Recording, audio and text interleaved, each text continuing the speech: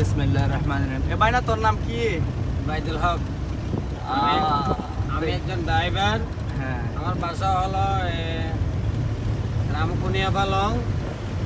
তবে আমরা আগে অনেক হয়রানিতে ছিলাম, এখন একটু ভালো হয়ে গেছি।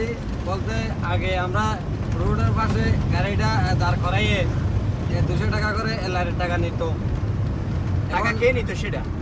সেটা সভাপতি সেক্রেটারি যা বিএমপির লোক, আওয়ামী লীগের লোক ছিল, ওরা সাদা নিত।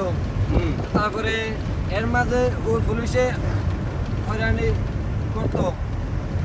এরপর যে আমরা প্রায় 50-60 জন ড্রাইভার নিয়ে আমরা একটা সংগঠন করলাম। টাকা না দেওয়ার জন্য। হ্যাঁ, আমরা ওই 200 টাকা করে আমরা টাকা ও যারা নিত তাদেরকে আমরা টাকা দিতে পারবো না। তবে আমরা আমাদের গাড়িগুলো পার্কিং করার জন্য আমরা একটা জায়গা নিছি। ওই জায়গার ভাড়া দেওয়া লাগে প্রায় 1,20,000 টাকা। জায়গার মালিকে নে 1,20,000 টাকা এটা কি? জায়গার মালিককে 1,20,000 টাকা ভাড়া দেওয়া লাগে। তো তাই আমরা একটা সংগঠনের মধ্যে বসে আমরা মিটিং করছিলাম। এই মিটিংয়ের এখন আমরা একটা পরামর্শ নিচ্ছি, আমরা 100 টাকা করে লাইন খরচা নেব, আর 200 টাকা ও যারা নিত। কে নিত? আওয়ামী লীগের আমলে? হ্যাঁ, যে আওয়ামী লীগের নেতারা নিত সেটা? হ্যাঁ, আওয়ামী লীগের নেতারা নিত, যারা নাকি দালাল ছিল। হ্যাঁ, ওরা তাদের মানি তারা জুলুমে মানি একবারে অশান্তি ছিলেন। আমাদেরকে অনেক জুলুম করতো। তাহলে এখন আলহামদুলিল্লাহ, তাহলে দেশ স্বাধীন হওয়ার পরে, আমি বলি দেশ স্বাধীন হওয়ার পরে তাহলে এখন ভালো আছেন। এখন কোনো জায়গায় টাকা পয়সা দিতে হয় না। শুধু যে জায়গাটা না গাড়িগুলো রাখেন পার্কিং, যার মালিকের জায়গা মালিকের ভাড়া ইজারাটা দিতে হয় আর কি। আর তো কোনো পুলিশের টাকা দিতে হয় না, কোনো নেতা কেতা কিছু নাই। আগে পুলিশকে টাকা দেওয়ার জন্য বলে আবার প্রতি মাসে মাসে আমাদের কাছ থেকে 700 টাকা করে মানলি টাকা নিত। ওই টাকাও আমাদের দিতে হয় না। এখন আমরা আলহামদুলিল্লাহ ভালো আছি। আমরা ধরেন আমাদের ওই টাকাগুলো নেওয়ার জন্য 100 টাকা ও যারা নেবে তারা একটা শপথ গ্রহণ করছে। তারা কোনো সাদা নিচ্ছে না, আর জায়গার ইজারাই নিচ্ছে। জায়গার ইজারা নিচ্ছে। ওখান থেকে আমাদের কাছ থেকে টাকা নিয়ে ওরা বউ বাচ্চাদেরকে খাওয়ানোর ওরা চেষ্টা করবে না। এভাবে ওয়াদা করছে। এভাবে ওয়াদা করছে।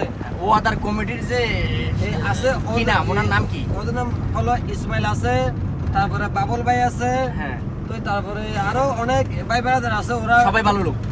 ওরা কথা হলো আমরা কাউকে ঘুষ দেব না। আমরা একটা নির্দিষ্ট স্থানে গাড়ি রাস্তার উপরে এলোমেলো না রাখিয়ে নির্দিষ্ট একটা স্থানে গাড়িগুলো রাখবো।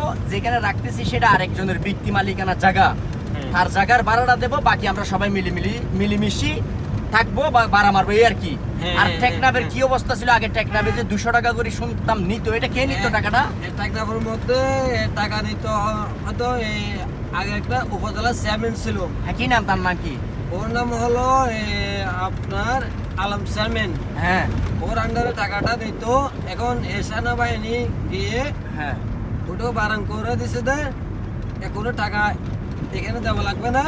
যে নাকি লাইনম্যান আছে, ওর হাত কষ্টার জন্য ওরে প্রতিটা গাড়ির থেকে 20 টাকা করে দৈনিক দেওয়া হয়। আলহামদুলিল্লাহ আমরা ওখানেও ভালো আছি। তাহলে আগে যে এক মিনিট আমি বলি, আগে যে 200 টাকা করে নিত, যেটা উপজেলা চেয়ারম্যান নুর আলম চেয়ারম্যান, যেটা আওয়ামী লীগের যে চেয়ারম্যান ছিল, তে 200 টাকা করে প্রত্যেক গাড়ি থেকে নিত। ভাড়া হোক আর না হোক কোনো বিষয় না, গাড়ি ঢুকলে 200 টাকা ওনারে দিতে হবে।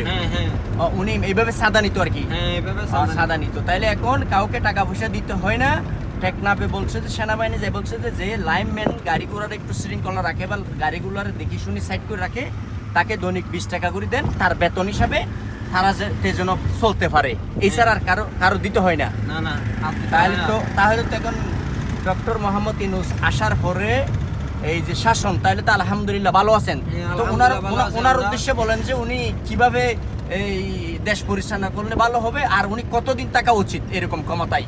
আমরা তো চাই উনি সারা জীবন থাকুক। আলহামদুলিল্লাহ ভালো হবে। তবে উনি যদি এখন যেভাবে দেশ চালাচ্ছে, এভাবে যদি উনি যদি দেশ চালাইতে থাকে, উনি সারা জীবন যেন থাকে, ওটাই আমরা দোয়া উনি করি। তো সারা জীবন থাকতে পারবে না, এরকম সুশাসন সারা জীবন রাখার জন্য সুনাগরিক তৈরি করতে হবে আর কি। হ্যাঁ হ্যাঁ অবশ্যই। তাইলে আমি আমার বিশেষ করে বলতে চাচ্ছি, আমার নাম হাজী আব্দুল মালেক। আমি কক্সবাজার থেকে এই ভদ্রলোকের নিয়ে টেকনাফ যাচ্ছি, 2200 টাকা গাড়ি ভাড়া আপ ডাউন। তো ওনারা বললাম যে আপনাদের কি অবস্থা, উনি আমাকে বললো যে ভাইয়া আলহামদুলিল্লাহ আমরা ভালো আছি, কোনো সাদা মাদা কিছু নাই। এখানে যেটা আমার একটু আগে বললো, মানে যেখানে গাড়ি আগে রাস্তার মাঝে এলোমেলো রাখতো, পুলিশকে টাকা দিতে হইতো, এখন পুলিশকে টাকা দিতে হয় না, পুলিশের দেও না তারা। ওই একটা নির্দিষ্ট স্থানে গাড়িগুলো রাখে, জায়গাটা হলো ব্যক্তি মালিকানা জায়গা, তারে কিছু ভাড়া হিসাবে তারা জায়গার ভাড়া হিসাবে দেয়। এটা আসলে দেওয়া উচিত, কারণ এটা কক্সবাজারের একটা ভালো সিটি। এখানে একটা যদি জায়গার যে জায়গাটা গাড়ি রাখতেছে, গাড়ি না রাখি যদি সেই জায়গাটা যদি 3 সিট করে বাসা ভাড়া দিলে ওরা থেকে যে টাকা চেয়ে বেশি পাইবে, এটা আমি দেখলাম। এটার জন্য কোনো আমাদের কফিয়ত নাই, ওনার জায়গায় গাড়ি রাখতেছে রাস্তায় না রাখি, সেজন্য ওনার টাকা দিতে হবে। যেটা দিচ্ছে ছোটোখাটো অ্যামাউন্ট নেক, সমস্যা নাই। আর আদার কোনো জায়গায় কোনো কি দিবেন না, ঘুষ দিবেন না, ঘুষ নেবেন না।